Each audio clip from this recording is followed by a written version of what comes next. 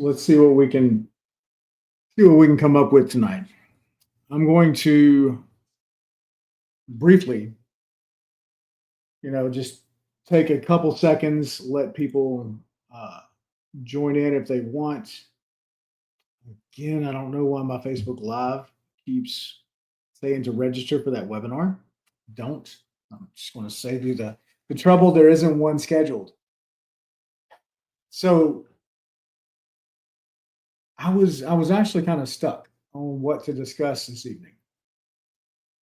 Um, briefly, I was going to hit on partnerships. What's that look like to go into business with someone? Um, I had a quick call with a few people that were excited to join forces, and we jumped on a quick call this afternoon to discuss a few things. And in that conversation, we started to go over a few things. It was really just heavy on my mind that, hey, let's have a talk to what happens when and if things don't necessarily go right. I believe that it's easy to, well, quite frankly, it's easy for things to go well or to go well when they're going well. And when they're not, it's going to be extremely frustrating.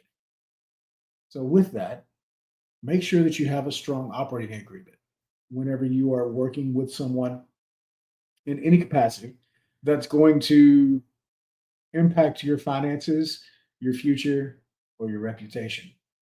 A lot of the times they're intertwined, right?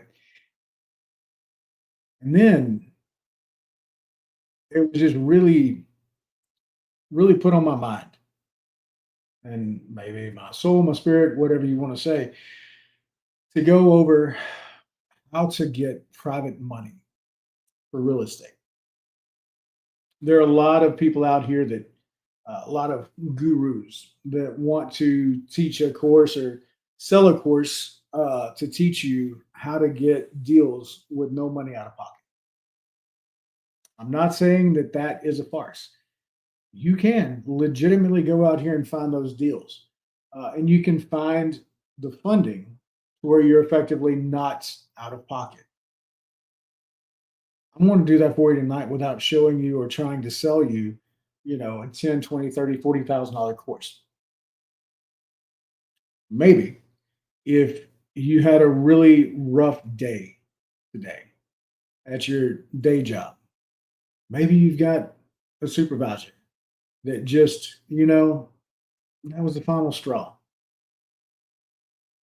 Well, let's see if we can help you change the trajectory a little bit. You see, in 2015, I didn't think that buying a duplex was going to change my life like it has. That was the first step.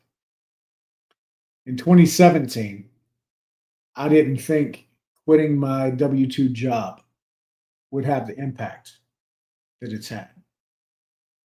In 2020, I didn't think that doing one private money loan was going to impact my life the way that it has. Let's pass it down.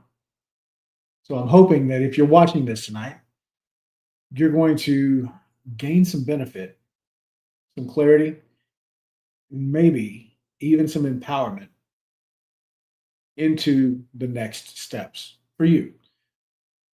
Even if it might not be real estate, maybe you can apply this in a different aspect of your life. Maybe it's drop shipping, maybe it's crypto, maybe it's opening your own service business. I feel like somebody's out there tonight that came home, kissed their spouse, and probably sat down for a long think on what their future is going to look like. So I'm going to treat this stream tonight with a bit of reverence. And don't worry, I'm still going to be me. Still going to make sure that you understand in no complex terms that you can do this. You're going to have to put in the work. That being said, again, as I go through the presentation, as I go through the stream, please ask your questions. I'm going to jump on. I'm going to answer those as I go through and towards the end of the stream. So I would welcome you to please stay in, stay tuned, engage, comment, and we're going to hopefully change somebody's life today. This presentation is on private money. If you don't need private money, might still be worth listening to. All right. So we're going to go and let me see if I can actually, there we go. This is how you're going to get deals done when a bank necessarily isn't your best option. You see, oftentimes people will go and request a loan from a bank. However, a bank has strict underwriting guidelines, credit requirements, and one very important thing is they require a certain length of time to be able to close because they're still going to underwrite the deal. They're going to appraise the property. They're going to look at the subject conditions.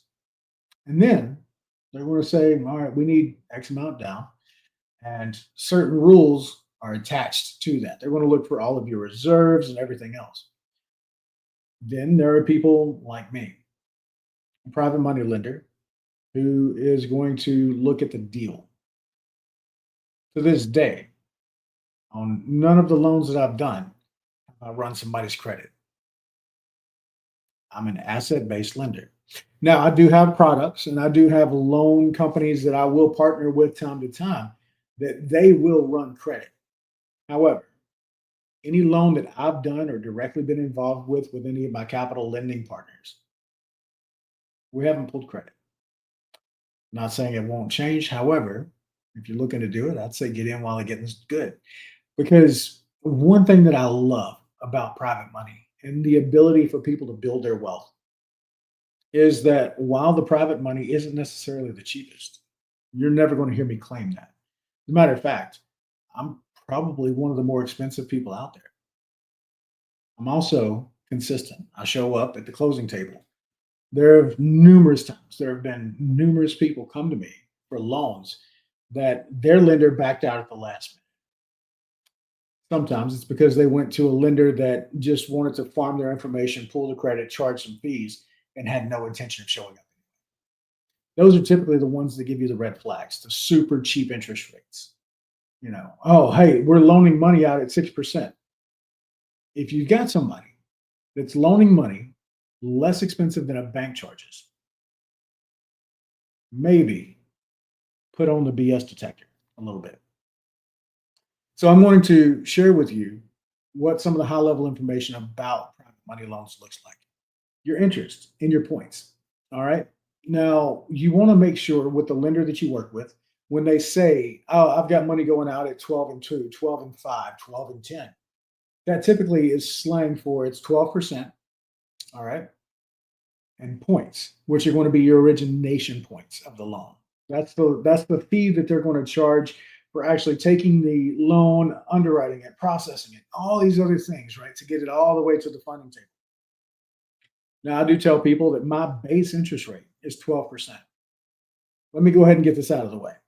If you're sitting there right now and you're saying, oh my God, you're charging 12%, that's ridiculous.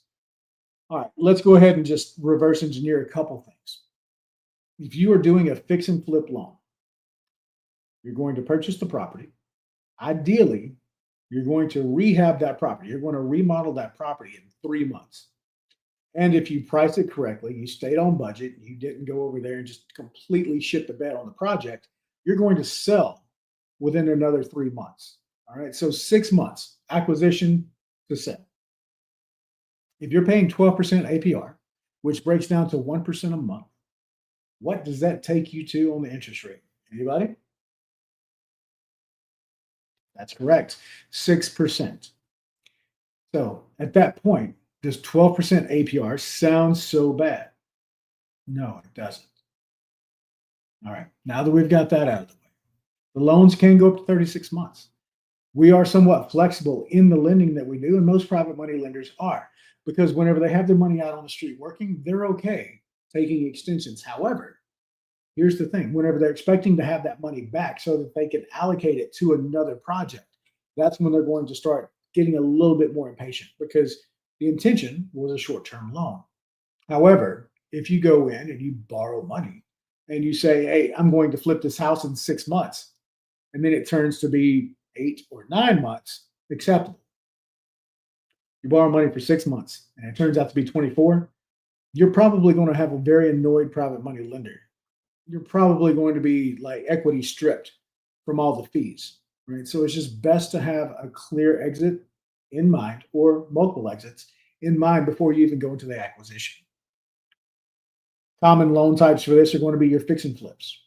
I do more fix and flips than anything else, with the exception of occasionally I help people with BRRRR, right? And that's going to be your buy, rehab, refinance, rent, or rent refinance, depending on however you want to go about it, and then repeat. A lot of lenders do want to see that the property is rented before they allow the refinance. So let's just go ahead and say, for all intents and purposes, it's buy, rehab, rent, refinance. We do some bridge, right? And that's just where effectively you've got this property, you own it outright, you need the capital so that you can go and get another project. We'll lien this one, get you over there cross collateralized. Nothing to worry about today. If you're looking for fix and flip money, if you're looking for that first deal kind of money, let's talk about it. Over the course of that, we're going to look, the private money, we're going to look at how do we secure the asset? How do we secure our investment in you, more specifically, in that property? Because again, asset based lender, what am I going to do? How am I going to make sure that that property comes to me if I have to foreclose on you? Well, that's going to be when I use a promissory note. I'm going to use first mortgage, which is going to be a deed of trust in some states. It really depends on where you're operating. Uh, Obviously, I'm going to require lender's title insurance. That effectively is if somebody comes up that's a long lost relative of the seller that says, hey, look, I had legal claim to this property.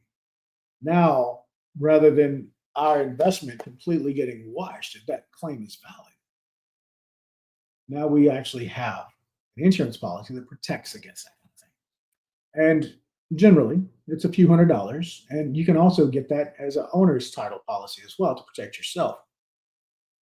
And then, of course, the proper hazard insurance. There are certain requirements that I have for my loans. And I even have a template that I send out to people that says, hey, look, this is the way that it needs to be written. This is the policy duration. These are the terms in which it has to be done. So let's keep it moving on to the next part. I want to show you some examples of what private money loans look like. And the one on the screen, if you're actually seeing the screen, and I'm hoping so because I'm not even checking to see if, oh, let me see. Can you even see my screens? Connor, I will jump on those questions for you here in just a little bit.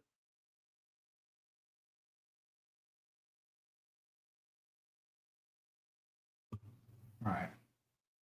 Hopefully you can see the screen. And if not, I'll do a webinar another time. But let's say, for example, we've got a fix and flip that came to me and they wanted, well, it was $350,000 ARV or after repair value. 245 was going to be the total cost, which included a $175,000 purchase price and then a $70,000 rehab. They borrowed $225,000 for 12 months, slower market, 12% interest, 2 points at closing, and it was a 64% LTV. So right there on LTV, that's going to come down to guidelines. You see, private money isn't necessarily dumb money, right? So private money could also have guidelines in place. Like I tell people, I work similar to a bank. I have certain criteria, certain boxes that a loan has to check for me to want to fund that deal. I'm just outside of a bank's guidelines because I found that over the years, there's a lot of money that banks leave on the table that are still relatively low risk. That's where I operate. That's my sweet spot. My typical guideline is that I will, for first time borrowers, I will do up to 80% of the purchase price. And I will do up to 100% of the rehab price. So long as the total loan to value, right, does not exceed 70% of the ARV. If you don't follow that, it's okay. You're going to hear it a lot of times. So it gives you plenty of time to look at it, right? So let's say, for example, I've got a loan going out, or the property is going to be worth $1 million when it's fixed up. So we're going to reverse engineer this. If it's going to be worth $1 million, my total loan to value at any time cannot exceed $700,000. So my total loan will not exceed 700,000, and that is once the property is completely fixed up. So does that mean that you're going to get $700,000? Absolutely not.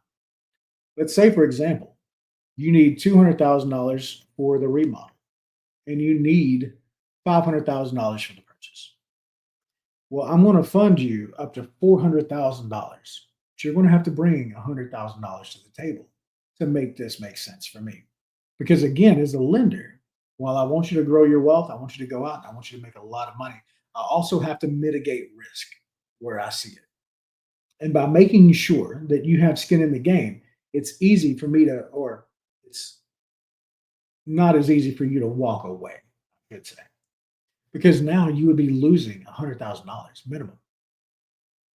Well, once we do that, let's say that I'm going to fund you the $400,000, you bring 100,000 at closing, and then your first draw at closing might be 25 to $40,000, right? Remember, I'm funding you $200,000 for the rehab. I'm doing 100% of that.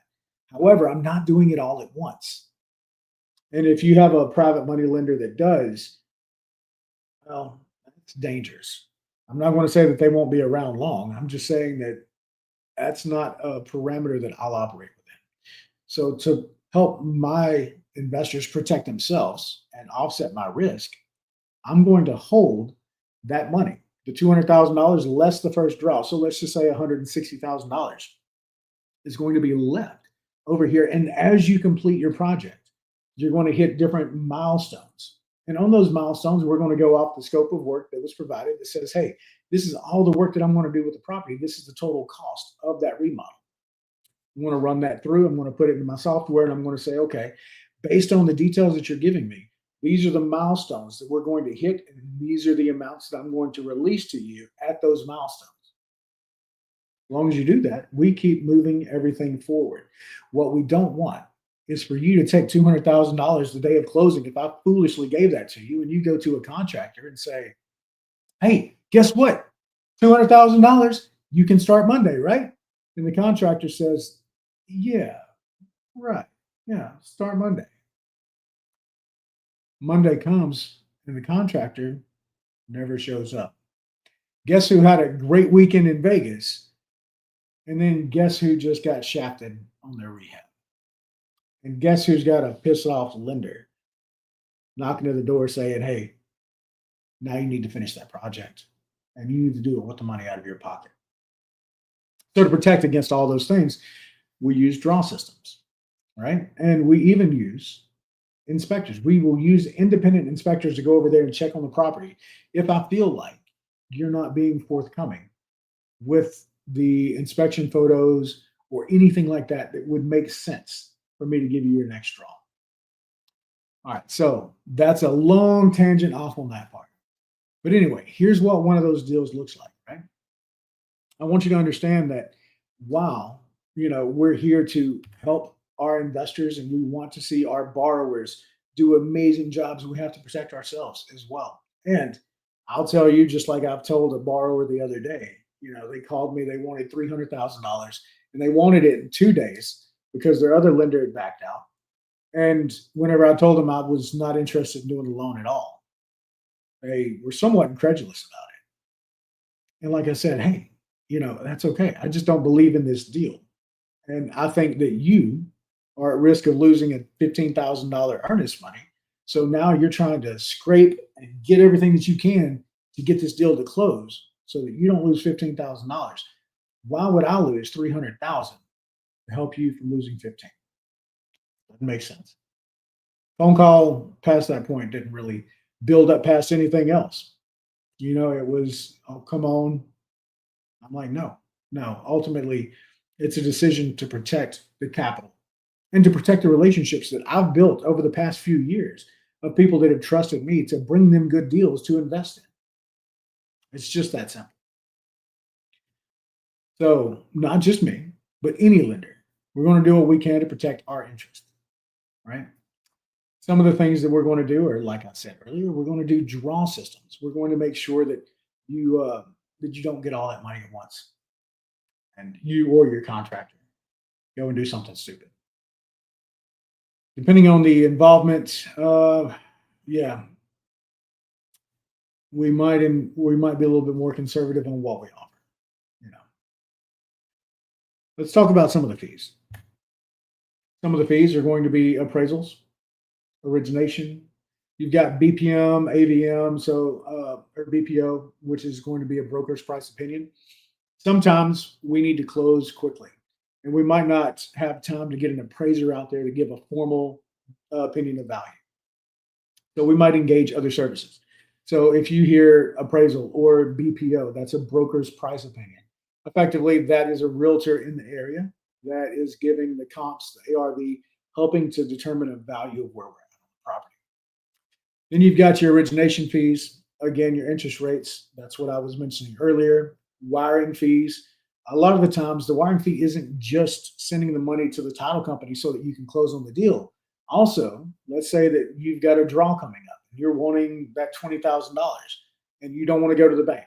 All right. I'll just charge whatever the wire fee is and then send out the fund. It's fine. Servicing fees, if we end up going to an outside company, right, like FCI or some of these other companies, well, then we're going to charge you the fees that they charge us. It's just a simple pass through. Rush fees. I tell people this because I really, I'm okay if I'm not somebody's first choice. However, don't make me your last choice and expect me to put you first, not without a fee. So if I need to clear off my workday, if I need to rearrange things, it comes at a cost. It's simple mathematics. If I have to give up income over here, I'm going to have to make it over here. And if you need me to give up my income over here, I'm going to have to make it off of you over here. Just some blunt love. I'm just giving you the game. Do with it as you want. Now, when you have a deal, I'm happy to talk to you about it. I don't think that, you know, a lot of people necessarily understand some of the intricacies of private money lending, and that's okay. What you need to know is you focus on the deal and you'll find the money. Or you found the money, then you go focus on the deal. But I can tell you this, a private money lender, they'll let you know if you have a deal or not. Because not only are they looking at, all right, is he going to be able to pay back or she going to be able to pay back this loan? Are they going to be able to make profit? Right? Is this borrower going to do a good enough deal? Because we're going to factor in all kind of contingencies. And just like, anybody factoring in for market shifts, the dumb factor, right? That's a pretty big one. I've done so many deals of my own to where I factor in my stupidity. That's usually about a 15% margin. So whenever I'm buying a property myself, I'm like, all right, what could I have messed up? What could I have missed? 15% sounds pretty good. All right. And then if it still pencils out, then I'm okay. Right. Now, with that being said, I'd love to answer any questions you might have about private money lending. Um, but the long and short of it is prepare to have, if you're a first time borrower, about 20% down, 20% of your purchase price, plus the fees that it's going to take. If you have that, we can generally make a pretty quick decision on your deal as long as you've got a pretty solid deal. That's really where it's going to stand. Now, let me go in. I'm just going to check the comments briefly. Let's see. Connor, Haley, what's your thoughts on seller finance purchases? So, I've never purchased from a seller and taken terms. Mainly, I've offered terms to people like that want to borrow or buy my properties. Um, yeah, mainly because I was able to lead with cash, and depending on their situation, um, I would just purchase cash. Now I have had some sub two acquisitions, right? So that's where I would take over their note. So I would buy the property subject to their mortgage. I don't really count that as owner finance, at least not in the true owner finance sense. And how do you typically end off the conversation when someone declines your offers? I've had a lot of declines today. All right. So the easy part to that, Connor, is to keep it moving, right?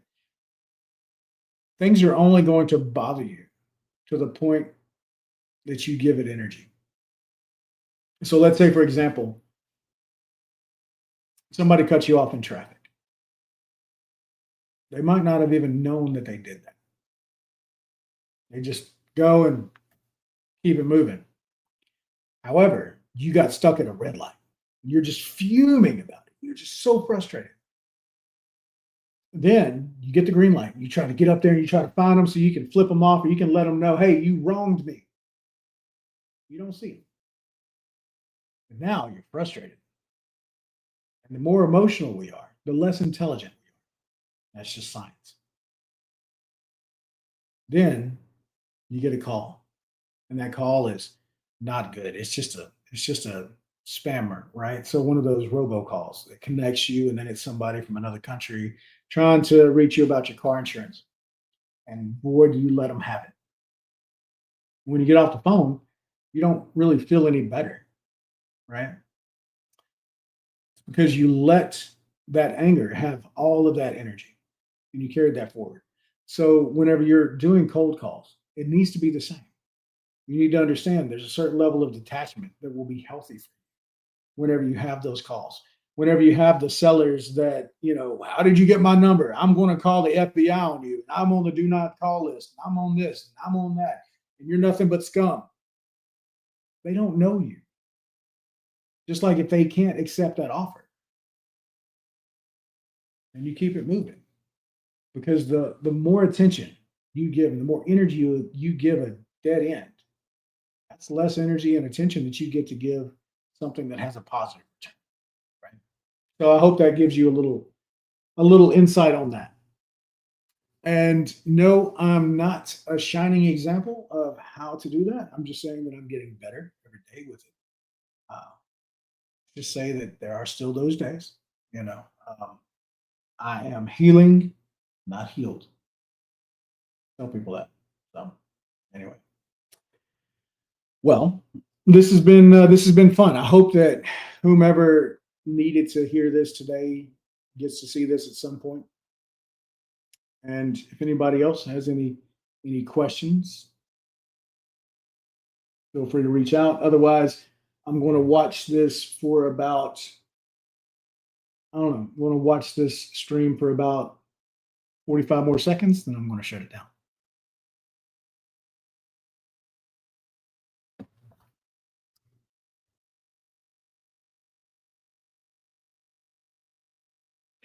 That's right. And let the church say amen. Good to see you, Amber. All right. Well, I think I'm going to try to go live on TikTok briefly, see if I can't figure out something to do with that. So, y'all have a great night.